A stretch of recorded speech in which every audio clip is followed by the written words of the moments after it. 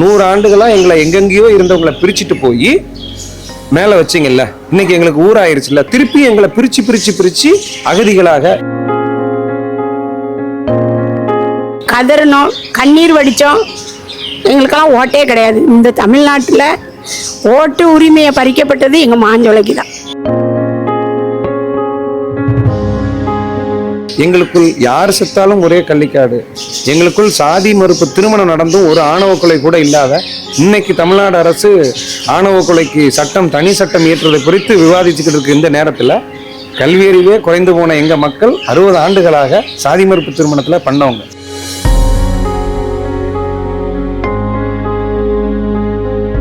எங்களுக்கு தெரியாம தான் அங்க மோதி இங்க மோதி அழுது பொழந்து உருண்டானா நாங்க கவர்மெண்ட் எதுவுமே நாங்க நஷ்டப்படுத்தலை.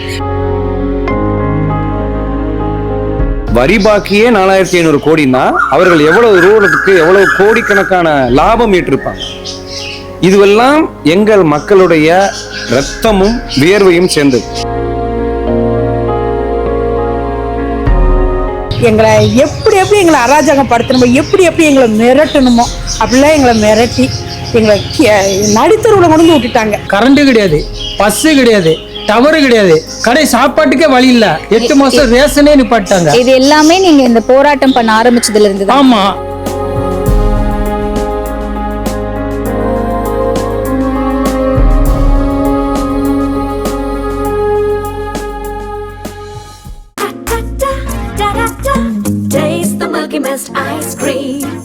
Milky Mist ice creams. ஆச்சி மசாலா. எந்த சமையலும் ருசி தேடும் ரகசியம். 20 ரூபாய். டிபேட் நேயர்களுக்கு வணக்கம். மாஞ்சோலை பத்தி நம்ம எல்லாருமே கேள்விப்பட்டிருப்போம். அங்க இருக்கக்கூடிய தேயிலை தோட்ட தொழிலாளர்கள், அங்க இருக்கக்கூடிய மக்களினுடைய வாழ்வாதாரம் சமீப காலத்துல ஒரு கேள்விக்குறியா இருக்கு. ஒரு நீண்ட நெடிய போராட்டங்களை அவங்க பல ஆண்டுகளா முன்னெடுத்துட்டு வந்துட்டு இருக்காங்க. ஸோ இன்றைக்கு அவங்களுடைய இந்த வாழ்வாதார பிரச்சனை குறித்து நம்மளோட பேசுறதுக்காக அந்த தேயிலை தோட்ட தொழிலாளர்களும் நம்மளோட இணைஞ்சிருக்காங்க. அவங்களுடைய வழக்கறிஞருமான திருமிகு ராபர்ட் அவர்கள் நம்மளோட இணைஞ்சிருக்காங்க. வாங்க பேசலாம். வணக்கம் சார். சரி, இப்போ இந்த பிரச்சனை அப்படிங்கிறது கிட்டத்தட்ட 100 ஆண்டு காலமாக இந்த மாஞ்சோலை தோட்டம் இருக்குது. 1929 இன்னும் 100 ஆண்டுகள் முடிய போது. இந்த நேரத்தில் அங்கே இருக்கக்கூடிய மக்களை எவாக்குவேட் பண்ணுங்கன்னு சொல்கிறது, அவங்களுக்கு சரியான இடம் கொடுக்காம இருக்கிறது, அந்த மக்களுக்கு இழைக்கப்படுற எந்த வகையிலான ஒரு அநீதியாக நீங்கள் பார்க்குறீங்க? மாஞ்சோலை தேயிலை தோட்டம் அப்படிங்கிறது நீங்கள் சொன்ன மாதிரி 1929 உருவாக்கப்பட்ட ஒரு தோட்டம். அப்படி தொடங்கும்போது அங்கே வேலைக்காக கூலிக்காக திருநெல்வேலி, தூத்துக்குடி, தென்காசி அந்த மாதிரி மாவட்டங்கள்லேருந்தும் கேரளாவினுடைய நிறைய பகுதிகளில் இருந்தும் நிறைய மக்களை கூட்டிகிட்டு போகிறாங்க. கூட்டிகிட்டு போய் அப்படி கூட்டிகிட்டு போன என் பூட்டனும் பூட்டியும், அங்கே பிறந்த எங்கள் பாட்டி, அங்கே பிறந்த எங்கள் அம்மா, அப்படின்னா நான் 4வது தலைமுறை அந்த தேயிலை தோட்டத்தில் கூலிகளின் பிள்ளையாக பிறக்கிறோம், அங்கே வளர்கிறோம். நான் ஒரு நாள் கூட அந்த தேயிலை தோட்டத்தில் வேலை பார்த்ததில்லை. ஆனால் எனக்கு பூர்வீகம் அப்படின்னு கேட்டால் மாஞ்சோலை. என் பிறந்த சான்றிதழ் எனக்கு தந்தால் அதில் என்னென்ன இருக்குன்னா மாஞ்சோலை மருத்துவமனையில் தான் பிறக்கிறோம். கடைசியாக 2007 எங்கள் வீட்டிலேயே எங்கள் அக்காவுடைய பையன் கூட கடைசியாக மாஞ்சோலையில் எங்கள் குடும்பத்திலேயே பிறந்த அப்படி தான் இருக்கும். ஸோ அதான் எங்கள் பூர்வீகம். அரசு அல்லது சில தனியார் சில அமைப்புகள் பார்க்குற மாதிரி இது ஒரு கம்பெனி, ஒரு வேலை பார்த்தாங்க, தொழிலாளர் முதலாளி பிரச்சனை. ஸோ கம்பெனி அவங்க வேணான்னு முடிவெடுத்துட்டு போகும்போது நீங்கள்லாம் போயிட வேண்டியதானே, அப்படி இல்லை. எங்களுக்கு அந்த ஊர் கூலிக்கு வேலைக்கு போனனாலும் அது எங்கள் பூட்டனும் பூட்டியுமே ஒழிய எங்கள் தாத்தா பாட்டி காலத்தில் அது எங்கள் ஊர் மாறிடுச்சு. நாங்கள் அங்கே பிறக்கிறோம், அங்கே படிக்கிறோம், அங்கே கல்யாணம் பண்ணுறோம், அங்கே வாழ்க்கை நடத்துகிறோம். அப்படி என்னைய மாதிரி 4 தலைமுறை இருக்கக்கூடிய மக்கள் தான் இன்னைக்கு இருக்கிற எல்லாருமே. திடீர்னு வந்தவங்கெல்லாம் அங்கே யாரும் இல்லை. அப்படி இருக்கும்போது எப்படி மீனவர் சமூகத்தை கொண்டு கடலையே முழுமையாக சார்ந்து இருக்கக்கூடிய அந்த மீனவர் சமூக மக்களை ஊருக்கு நடுவில் கொண்டு சென்னையில் பாரிமுனையோ அல்லது மதுரையினுடைய பெரியார்லேயோ அல்லது திருநெல்வேலியினுடைய பாளையங்கோட்டையிலையோ கொண்டு வச்சுட்டு பாரு நகரத்துக்கு மையத்திலே உன்னை கொண்டு வரேன் பாரு அப்படின்னு சமவெளி மக்கள் சொல்லும் போது இல்லை, எங்களுக்கு கடலும் கடல்சார் வாழ்வும் தான் எங்களுக்கான வாழ்வாதாரம் அப்படின்னு நினைக்கிற அதே மெத்தடில் சமவெளி அப்படிங்கிறது இந்த தரையில் இருக்கக்கூடிய மக்களுக்கும் மலையிலேயே பிறந்து வளர்ந்த எங்களுக்கும் நிறைய வேறுபாடு இருக்கு. இந்த வெக்க எங்களுக்கு ஆகாது. 10 வயது வரைக்கும் மட்டும்தான் முழுக்க எஸ்டேட்ல இருந்த எனக்கு 2000 இப்போ வரைக்கும் மதுரையில் கம்பளி போத்தலைன்னா தூக்கம் வர மாட்டேங்குது. இதுதான் யதார்த்தம். அதே மாதிரி வெளி உலகத்துக்கும் எங்களுக்குமான தொடர்புங்கிறதே சுத்தமாக இல்லாமல் போயிடுச்சு. எங்கள் அப்பாவுக்கும் அம்மாவுக்குமான பாட்டிக்கும் பூட்டிக்குமான கிராமம் என்னன்னு எனக்கு தெரிஞ்சாலும் அந்த ஊரில் யாரும் இன்னைக்கு எனக்கு தெரியாது, எங்கள் உறவினர் இல்லை. அப்போ நாங்கள் முழுக்க வேரோட மலையில் இருக்க எங்களை புடுங்கி கொண்டு வந்து சமவெளியில் மாற்றுறது. இந்த சூழலில் தான் 2028 வரைக்கும் இருக்கக்கூடிய அந்த 99 வருட குத்தகை முடிவுக்கு வருது.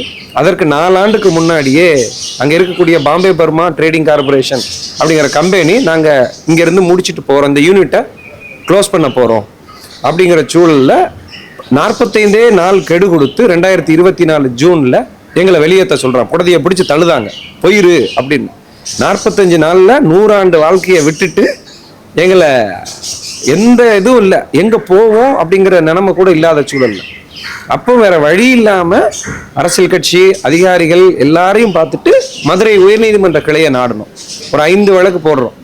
அரசே ஏற்று நடத்துங்க, அல்லது எங்ககிட்ட கோஆபரேட்டிவ் சொசைட்டி மாதிரி கொடுங்க, எங்களுக்கு நியாயமான அரசு வேலை, இடம், குடியிருப்பு, பட்டா எல்லாம் கொடுத்தா ஒரு நியாயமான ஒரு மறுவாழ்வு திட்டத்தை கொடுங்க இப்படின்னு கேட்டு உயர்நீதிமன்றத்துக்கிட்ட இந்த வழக்கு நிலுவையில் இருக்கிற வரைக்கும் எங்களை யாரும் அங்கேருந்து வெளியேற்றிடக்கூடாது அப்படிங்கிற உத்தரவை, இடைக்கால உத்தரவை வாங்குறோம். அதனுடைய நீட்சியாக தான் இன்னைக்கு வரைக்கும் அங்கே மக்கள் இன்னைக்கு வரைக்கும் இருந்துகிட்டு இருக்காங்க. இந்த உயர்நீதிமன்றம் வழக்கு நிலுவையில் இருக்கும்போது திமுக அரசு, அப்போ இருந்த திமுக அரசு ஒரு மக்களுக்காக, மாஞ்சோலை மக்களுக்காக ஒரு திட்டத்தை அறிவிக்கிறாங்க. அந்த திட்டத்தில் ஒரு 17-18 விதமான உதவிகள் அப்படின்னு அறிவிச்சாங்க. அதில் பிரதானமான அறிவிப்புன்னு பார்த்தா திருநெல்வேலி மாவட்டத்தில் பாப்பாங்குளம் அப்படிங்கக்கூடிய பகுதியிலையும் அல்லது ரெட்டியார்பட்டி பகுதியிலையும் அடுக்குமாடி குடியிருப்பில் வீடு தர்றோம்.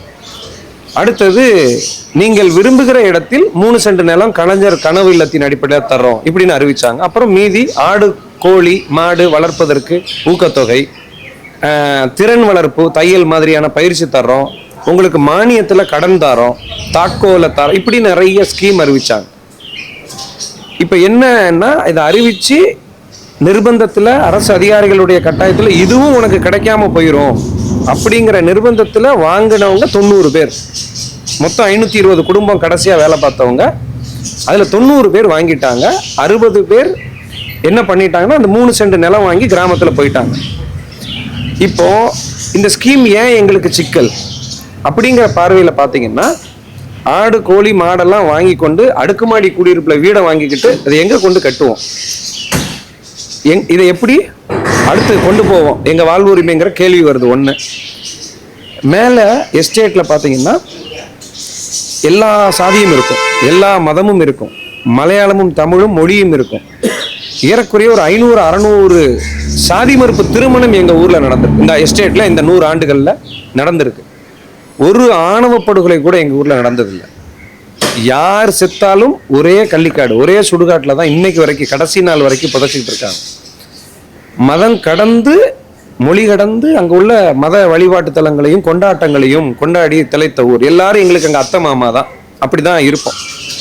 எங்கள் வீட்டில் வரிசையாக 5 மலையாளி வீடு, எங்கள் வீடு தமிழ் வீடு, இப்படி தான் இருக்கிற சூழலில் இன்னைக்கு இப்போ எனக்கு இந்த நிகழ்ச்சி ஆரம்பிக்கிறதுக்கு முன்னாடி திருநெல்வேலியிலேருந்து எங்கள் ஊர் நிவிதாங்கிற ஒரு பாப்பா பேசுகிறாங்க.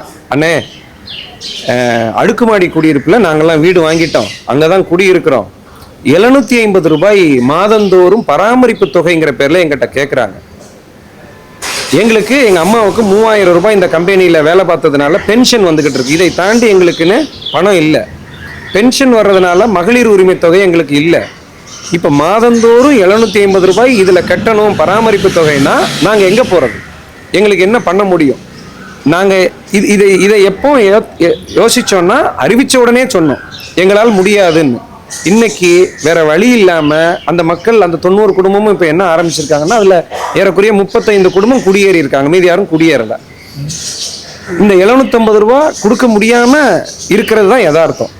ஸோ ஒரு பக்கம் அரசு அறிவித்த திட்டம் நாங்கள் அறிவிச்சிட்டோம், வாங்கிட்டாங்கன்னு நீதிமன்றத்தில் சொன்ன அதே அரசு, இன்னொரு பக்கம் கூடி பராமரிப்பு தொகைன்னு மற்றவங்களுக்கு வாங்குற அதே தொகையை நாங்கள் கேட்காம, நாங்கள் விரும்பாத, நாங்கள் பரிந்துரைக்காத திட்டம் அந்த அடுக்குமாடி குடியிருப்பு, அதை கொடுத்துட்டு அரசு நிவாரணமெல்லாம் கொடுத்துட்டோன்னு பொதுவில் அறிவித்த அரசு இன்னைக்கு 750 ரூபா கட்ட முடியாத நிலைமை தான் அங்கே இருக்கிற மக்கள். 3 சென்ட் நிலம்ங்கிறது ஏதோ ஒரு இடத்துல கொடுக்கும்போது அது தவிர்க்கப்பட முடியாமல் என்ன ஆகுதுன்னா, நான் பிறந்த சாதி, என் மதம் அப்படித்தான் ஒதுங்குற மாதிரி வருது.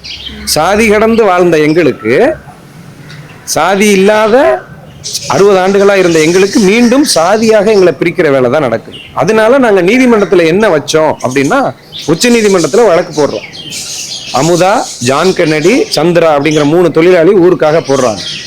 அந்த வழக்கில் என்ன கேட்டோம்னா, திருநெல்வேலி பகுதியில் ஒன்று எங்களுக்கு மலையில் கொடுங்க, அல்லது மலை அடிவாரத்தில் இடம் கொடுங்க, அல்லது திருநெல்வேலி மாவட்டத்தின் ஏதாவது ஒரு பகுதியில் சமத்துவபுரமாக எங்களுக்கு எல்லாரையும் ஒரே இடத்துல கொடுங்க. 100 ஆண்டுகளாக எங்களை எங்கெங்கேயோ இருந்தவங்களை பிரிச்சுட்டு போய் மேலே வச்சிங்கல்ல, இன்னைக்கு எங்களுக்கு ஊராயிருச்சுல்ல, திருப்பி எங்களை பிரித்து அகதிகளாக, ஏதிலிகளாக, நாதியற்றவர்களாக எங்களை ஆக்காதீங்க. அப்போ எங்களை ஒரே இடத்துல கொண்டு வந்து வைக்கும் பட்சத்தில் இந்த ரிச் கல்ச்சர்னு சொல்லக்கூடிய இன்னைக்கு இருக்கக்கூடிய கிராமம் சாதியாக இருக்குது. வழக்கமாக நாங்கள் என்ன சொல்லுவோம்னா, கீழே சமவெளின்னு சொல்கிறோம், ஆனால் சாதியாகவும் மதமாகவும் பிரிஞ்சு கிடக்கு. மேலே மலையில் அடுக்கடுக்காக இருக்குது, ஆனால் எங்களுக்குள்ள அடுக்கு இல்லை, எங்களுக்குள்ள ஒன்றா மண்ணா இருக்கும்.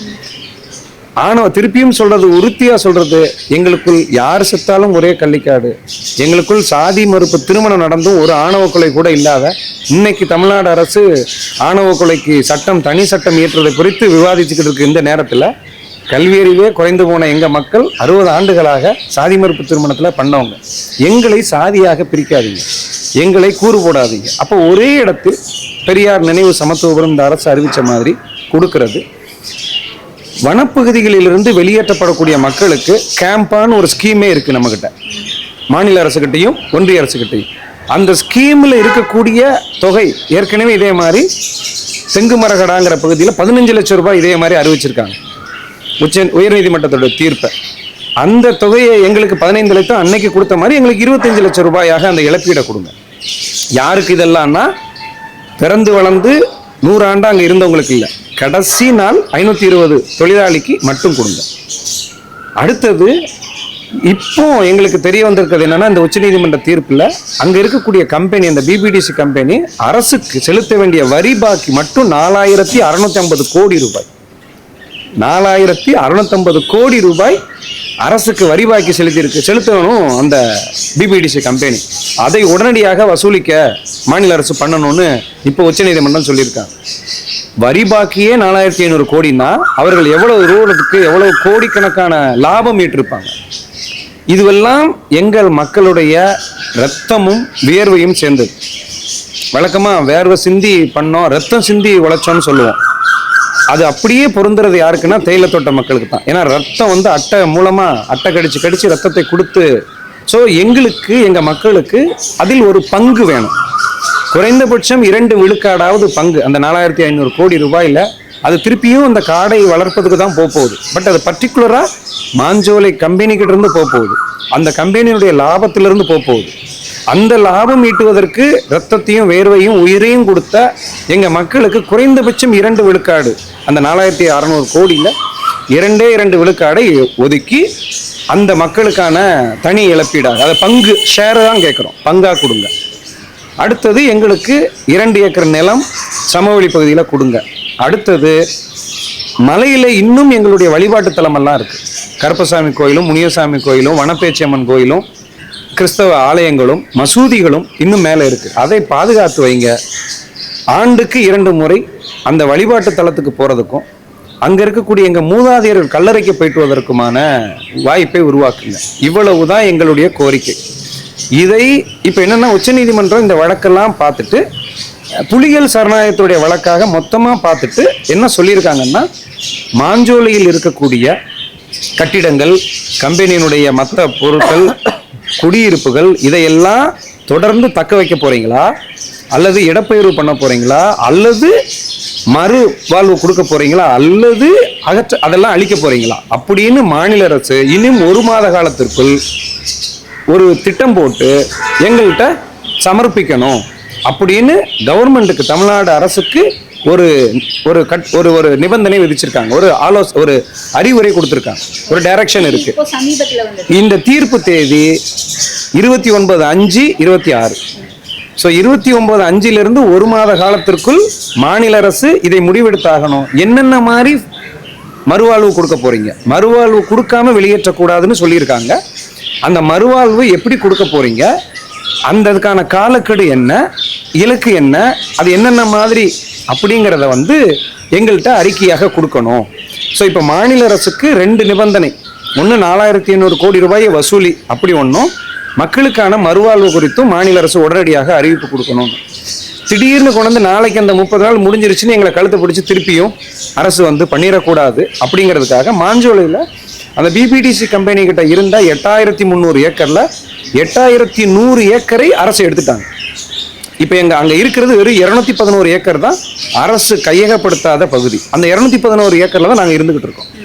இப்போ இந்த சூழலில் அங்கிருந்து வெளியேறவே மாட்டோம், அதுதான் எங்கள் தீர்வுன்னு இல்லை. எல்லாரும் வெளியேறிக்கிறோம். ஏன்னா எங்களுக்கு மனசு இல்லை, அங்கே தான் இருக்கணும். எங்கள் வாழ்க்கை, எங்கள் எல்லாமே அங்கே தான் சுற்றி வருது. ஆனால் அது காப்பு காடுகளுக்குள்ள இருக்கு, புலிகள் சரணாலயத்துக்குள்ள இருக்கு, சட்டம் அனுமதிக்கலைங்கிறதுக்காக நாங்கள் ஒத்துக்கிறோம். இந்த 2.5 ஆண்டுல எங்கள் மீது ஒரு சட்ட ஒழுங்கு பிரச்சனை இல்லை, ஒரு அடிதடி இல்லை, ஒரு வன்முறை இல்லை, ஒரு வழக்கு இல்லை. இப்படி தான் சட்ட ரீதியாக போராட்டத்தை கொண்டு போயிட்டு இருக்கோம். இந்த நிர்பந்தம் சூழல்ல மாநில அரசை வந்து பார்த்துருக்கோம். நேற்று சமூக நலத்துறையினுடைய அமைச்சர் வன்னியரசு அவர்களையும் அமைச்சர் மதன் ராஜா அவர்களையும் சந்தித்து எங்களுடைய குறைகளை சொல்லியிருக்கோம். சிபிஐ சிபிஎம் கட்சிகளுடைய மாநில தலைவர்கள் திரு பே சண்முகம், திரு வீரபாண்டியன் அவர்களையும் சந்தித்து எங்களுடைய இதே கோரிக்கை தான், எங்கேயும் கோரிக்கையை மாற்றலை, சந்தித்து எங்களுடைய பிரச்சனைகளை சொல்லியிருக்கோம். நாங்கள் பரிசீலிக்கோம், நாங்கள் அரசுக்கிட்ட கொண்டு போகிறோம்னு சொல்லியிருக்காங்க. அரசு இப்போ மாறி இருக்கு. கடந்த ஆட்சியில் எங்களால் ஒரு அமைச்சரை போய் சந்திக்க முடிஞ்சாலும் எங்கள் குரலை கேட்க முடியாத இடத்துல தான் இருந்துச்சு. எங்களை உட்கார வச்சு எங்கிட்ட கேட்கல. ஒருவேளை இப்படி ஒரு திட்டம் அறிவிக்கிறதுக்கு முன்னாடி எங்களை கூப்பிட்டு கேட்டிருந்தா இதே திட்டத்தை அப்பவும் சொல்லியிருப்போம். ஆனால் இப்போ இந்த அறிவிச்சிருக்கிற திட்டம் நிச்சயமாக எங்களுக்கு ஒப்புதல் இல்லாத, எங்களுடைய ஒப்புதல் இல்லாமல் எங்களுக்கு அதில் உடன்பாடும் இல்லாத ஒரு திட்டம். ஸோ இந்த திட்டம் என்பது எங்களை மீண்டும் நாடோடிகளாக நாடற்றவர்களாக உருவாக்காமல், நாங்களும் இந்த நாட்டினுடைய குடிமக்கள், வேற எங்கே போகிறது, எங்களை வந்து மதிங்க, எங்களுக்கு ஒரு நியாயமான நிலையான ஒரு சரியான ஒரு மறுவாழ்வை கொடுங்க, அதுக்காக வாங்கினது. இப்போ மாநில அரசு கையில் தான் முழுக்க இருக்குது. தமிழ்நாடு அரசு என்ன அறிக்கை போட போகுதோ அதை தான் உச்சநீதிமன்றம் கேட்க போகுது. அதை இது ஏன் இதை பண்ணுன, இது ஏன் இப்படி பண்ணன்னு உச்சநீதிமன்றம் கேட்க போகிறது இல்லை. அதனால இந்த சாத்தியமான சட்டத்தில் எங்கேயுமே தடையே இல்லாத இந்த திட்டத்தை தான் நாங்கள் கேட்குறோம். இதுதான் எங்களுடைய மறுவாழ்வு கோரிக்கையாகவும் வச்சுருக்கோம். அதற்காக மாநில அரசை தொடர்ந்து அணுகிக்கிட்டே இருக்க போகிறோம். வேறு வழி இல்லாமல் இப்போ தலைமைச் செயலகம் வரைக்கும் வந்திருக்கோம். நம்புகிறோம். நம்ம கூட மாஞ்சோலை மக்கள் வாழ்வுரிமை மீட்பு குழுவில் இருந்து சில பேர் இருக்காங்க. அண்ட் அவங்க இந்த மாஞ்சோலை தேயிலை தோட்டத்தினுடைய தொழிலாளர்களாகவும் இருக்காங்க. அவங்ககிட்டயும் சில வார்த்தைகள் பேசிடலாம்னு நினைக்கிறேன். அம்மா வணக்கம். ஐயா வணக்கம். ஸோ நீங்கள் தொழிலாளர்களாகவும் இருக்கீங்க, இந்த மாஞ்சோலை மக்கள் மீட்பு குழுவினுடைய உறுப்பினர்களாகவும் இருக்கீங்க. ஸோ உங்களுக்கு இங்கே என்னென்ன பிரச்சனைகள் இருக்குது? இத்தனை ஆண்டு காலமாக பரம்பரையாக அங்கே இருந்துட்டு வெறும் 45 நாட்கள் மட்டுமே கொடுத்து உங்களை இங்கேருந்து காலி செய்யணும்னு சொல்கிறது எந்த அளவுக்கு சிரமமான ஒரு விஷயமா இருக்கு? 2024 கம்பெனி வந்து திடீர்னு ஒரு விஆர்எஸ்ன்னு அறிவிச்சு எங்களை காலி பண்ணணும்னு ஒரு முடிவு பண்ணிட்டாங்க. எங்களுடைய மக்கள்கிட்டலாம் பொய்யான கையெழுத்துக்களை வாங்கி, ஏன்னா எங்களுக்கு வந்து எங்கள் மக்களுக்கு வந்து நாங்கள் வந்து மலையிலே இருக்கனால அந்த அளவுக்கு விவரங்கள் இல்லாதனால எங்களை பொய்யான கையெழுத்துக்களை வாங்கி ஏமாற்றி ஒரு 50,000மோ ஒரு 2 லட்சமும் குறைஞ்ச விஆர்எஸ்ன்னு ஒரு பணத்தை கொடுத்து 45 நாளில் வெளியேறணும்னு சொல்லி முடிவெடுத்துட்டாங்க. இல்லைனா உங்களுக்கு எதுவுமே கிடைக்காது, அடித்து பற்றிடுவோம், கரண்ட்டு கிடைக்காது, தண்ணி கிடைக்காது, உங்களை நாங்கள் விரட்டி அடிச்சிருவோம்னு பொய்யான கொடுத்தோன்னு எங்களுடைய மக்கள் எல்லாம் இதுக்கு மீறி நம்ம என்ன செய்ய, நமக்கு ஒரு வழியே இல்லை அப்படிங்கிற சூழ்நிலைக்கு தள்ளப்பட்ட சூழ்நிலை இருக்க நேரத்தில் தான் அவன் அந்த விஆர்எஸ் அறிவித்ததுக்கப்புறம் திரும்ப தம்பிய மாதிரி இவங்க கேஸ் போட்டு அதுக்கு வந்து அவங்களுக்கு அடிப்படை வசதி செஞ்சு கொடுக்க தட்டி அவங்கள காலி பண்ணக்கூடாது அப்படின்னு சொல்லி ஒரு கோர்ட்டு ஆர்டர் போட்டது. அதுக்கடுத்து தொடர்ந்து நாங்கள் இந்த 2 வருஷமாக போராடிக்கிட்டு இருக்கோம். கரண்ட்டு கிடையாது, பஸ்ஸு கிடையாது, டவரு கிடையாது, கடை சாப்பாட்டுக்கே வழி இல்லை. 8 மாதம் ரேஷனே நிப்பாட்டாங்க. இது எல்லாமே நீங்கள் இந்த போராட்டம் பண்ண ஆரம்பிச்சதுல இருந்து? ஆமாம், ஆரம்பிச்சதுக்கு பிறகுதான். 8 மாதம் ரேஷனே இல்லை, கடைசி ரேஷனும் இல்லை. ஓட்டு 1906 ஓட்டு இருந்தது. அந்த இதுக்கு முன்னாடி இருந்த கலெக்டர் ஐயா வந்து இவங்க நிரந்தரமாக இடம்பெயர்ந்துள்ளார்கள் அப்படின்னு எங்கள் அவ்வளோ பற்றி நீக்கி விட்டாங்க. அதில் 78 ஓட்டு தான் இருக்குன்னு சொன்னாங்க.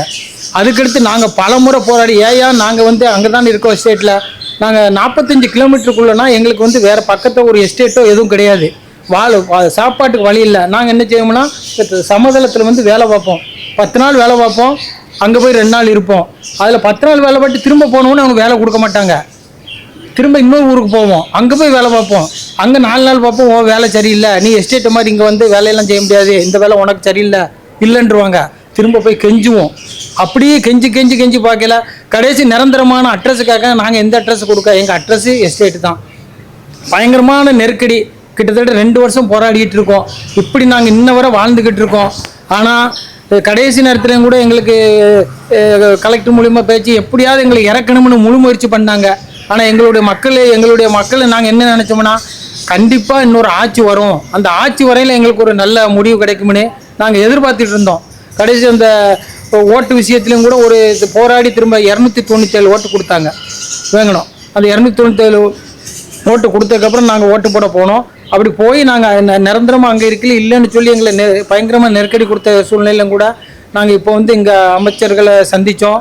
எங்களுக்கு நல்ல முடிவு கிடைக்கும்ட்டு முதலமைச்சரை பார்க்கறதுக்கும் நாங்கள் அப்பாயின்மெண்ட் கேட்டிருக்கோம். ஆனால் எங்களுடைய கண்ணீரை இப்போ வந்திருக்க முதலமைச்சரையா கண்டிப்பாக துடைப்பாங்கன்னு நாங்கள் நம்புதோம். ஏன்னா அவங்க சொன்னதே அப்படித்தான், ஏழை மக்களுக்கும் எளிய மக்களுக்கும் அவங்களுடைய குரல் என்ன அப்படிங்கிறத கண்டிப்பாக நான் செய்து கொடுப்பேன்னு சொல்லியிருக்காங்க. இந்த கரண்டில் இந்த சாப்பாட்டுக்கு ரேஷன்லாம் இல்லைன்னு பலமுறை நாங்கள் புகார் பண்ணியிருக்கோம். இப்போவுமே அது விஷயமா நாங்கள் 2-3 அமைச்சரையும் பார்த்து பேசியிருக்கோம். முதலமைச்சர் ஐயா வந்து ஒரு முத்தரப்பு பேச்சுவார்த்தை வச்சு எங்களை கூப்பிட்டு வச்சு பேசினா நல்லாயிருக்கும். கடந்த முறை நாங்கள் ஒரு 2 வருஷமாக நாங்கள் அலையுதோம். எங்களை 2 வருஷமாக நாங்கள் வந்து எப்படியாவது போராடி எங்களுக்கு எங்கள் ஊர் தான் வேணும் அப்படின்னு இருந்தால், ஆனால் இப்போ நாங்கள் எப்படியோ வழி இல்லை, சரி ஏதாவது ஒன்று நடக்கட்டும் அப்படிங்கிறதுல நாங்கள் எங்களுக்கு கோரிக்கையை வச்சுருக்கோம். ஏன்னா கடந்த ஆட்சியில் வந்து நாங்கள் எவ்வளோ கண்ணீர் வடித்து எல்லா பக்கமும் போய் சொல்லியும் எங்களை வந்து யாருமே என்னன்னு கூட கேட்கல. எனக்கெல்லாம் ஓட்டெல்லாம் மறுக்கப்பட்டது. ஓட்டுக்காக நாங்கள் கலெக்டர் ஆஃபீஸில் போய் கதறினோம், கண்ணீர் வடித்தோம். எங்களுக்கெல்லாம் ஓட்டே கிடையாது. இந்த தமிழ்நாட்டில் ஓட்டு உரிமையை பறிக்கப்பட்டது எங்கள் மாஞ்சோலைக்கு தான். முக்கால்வாசி அவங்க வந்து நாங்கள் தாழ்த்தப்பட்ட ஜாதிக்கு தான் இருக்கோம், தாழ்த்தப்பட்டவங்க தான் இருக்கோம். மேல்படியார்கள் அங்கே ஜாஸ்தி இல்லைன்னு இல்லை, ஒரு வீட்டுக்கு ஒரு ஆள் ஒரு லைன்ஸில் ஒருத்தங்கன்னா அதில் 4 ஜாதிக்காரங்களும் இருக்காங்க. எங்களுக்கு வந்து எங்களுக்கு சாதி மாறுவதே தெரியல, ஆனால் கீழே உள்ளவங்களுக்கு அப்படி தெரியுது, அவ்வளோதான். அப்படி இருந்தால் நாங்கள் நினச்சிக்கிட்டோம் எதுக்காக எங்கள் குரல் எடுபட மாட்டுக்கு. நாங்களும் இந்திய குடிமக்கள் தானே. என் வயசு இப்போ 56, 5 தடவை ஓட்டு போட்டிருக்கேன். 5 தடவை நான் ஓட்டு போட்டிருக்கேன் எஸ்டேட்டில். அப்போ ஏன் எங்கள் குரல் எடுபட மாட்டேங்குன்னு எங்களுக்கு யார் இதுக்கு இது பண்ணுதாங்கன்னு எங்களுக்கு ஒன்றுமே தெரிய மாட்டேங்குது. எங்களுக்கு தெரியாமல் தான் அங்கே மோதி இங்கே மோதி அழுது புலம்பி உருண்டு. ஆனால் நாங்கள் கவர்மெண்ட்டை எதுவுமே நாங்கள் நஷ்டப்படுத்தலை. ரோட்டில் இருந்து எங்களுக்கு நீங்கள் தந்தா தான் நாங்கள் போவோம், அப்படிலாம் நாங்கள் போகவே இல்லை. எந்த ஒரு இதுவுமே நாங்கள் அராஜகத்துக்கே போகலை. நாங்கள் அமைதியாக போய்கிட்டு இருக்கோமே. எங்கள் பின்னணியில் எந்த கட்சிக்கும் நாங்கள் போகவில்லை. இந்த கட்சி நீங்கள் இந்த கேட்டு கொடுங்க, நீங்கள் கேட்டு மக்களாக தான் நாங்கள் போய் கேட்டுக்கிட்டே இருந்தோம். அதனால் எங்களுக்கு ஒன்றுமே அவங்க எங்களுக்கு செஞ்சு தர மாட்டேன்னு சொல்லி எங்களை எப்படி எங்களை அராஜகம் படுத்தணுமோ, எப்படி எங்களை மிரட்டணுமோ அப்படிலாம் எங்களை மிரட்டி எங்களை நடுத்தருவில் கொண்டு வந்து விட்டுட்டாங்க. அமைச்சர் இப்போ முக்கியமான பொறுப்பு அமைச்சர்கள்ட்டெல்லாம் கொடுத்து பார்த்தாச்சு, பெரிய பெரிய அரசியல் தலைவர்கள்லாம் வச்சு போராட்டம்லாம் பண்ணி பார்த்தாச்சு. எந்த விதமான நடவடிக்கை எடுக்கல, எந்த விதமான நன்மை நடந்ததில்லை. இந்த புதிய ஆட்சி கண்டிப்பாக எங்களுக்கு பண்ணுங்க நம்பிக்கையில் தான். இப்போ வந்து நாங்கள் மதிப்புமிக்க 2 அமைச்சர்களை நாங்கள் பார்த்தோம். அவங்க சொன்னதிலே எங்களுக்கு முழு நம்பிக்கை வந்துட்டு. அவங்க சொன்னதிலே உங்களுக்கு கண்டிப்பாக நாங்கள் செஞ்சிருவோம், முதலமைச்சர் கவனத்துக்கு கொண்டு போவோம் அப்படின்னு சொன்னதே எங்களுக்கு ஒரு நம்பிக்கை தான். முழு ஒரு 50% வந்துட்டு. அதுக்கு பிறகு இப்போ என்னென்னா எங்களுக்கு அத்தியாவசிய தேவைகள் என்னென்னா, இப்போ ரேஷன் இல்லை, குடி தண்ணீர் கிடையாது, மின்சாரம் கிடையாது. இது இப்போ கண்டிப்பாக எங்களுக்கு கொடுத்து ஆகணும். இப்போ அது முடியுது. அந்த அவங்க இப்போ முத்தர பேச்சுவார்த்தை நடத்தி மீதி எல்லாம் கொடுக்குற வரைக்கும் இப்போ அத்தியாவசிய தேவையை முதல்ல கொடுக்கணும். அதுக்கான ஏற்பாடாக தான் நாங்கள் இப்போ முதல்ல கேட்குறோம். முதல்ல இப்போ அதை கொடுத்துக்கிட்டுருங்க. மக்கள் முதல்ல உயிர் வாழணும்ல, உயிர் வாழறதுக்கு தான் வேறு வழி. நாங்கள் அங்கங்கே என்ன செய்ய முடியும் சொல்லுங்கள். பிழைக்கிறதுக்கு வேறு வழியே இல்லை எங்களுக்கு. அங்கே அந்த வீட்டை பார்த்துக்கிட்டு செவத்தை பார்த்துக்கிட்டு இருந்தால் சாப்பாடு கிடைக்காது. அதனால் சமதளத்தில் வந்து தான் ஆண்கள் வந்து வேலை பார்த்துட்டு சனிக்கிழமை ஞாயிற்றுக்கிழமை போய் அந்த மேல் பகுதியில் போய் எங்கள் வீட்டில் இருந்துட்டு அது பிறகு வந்து போய்கிட்டு இருக்க வேண்டியிருக்கு.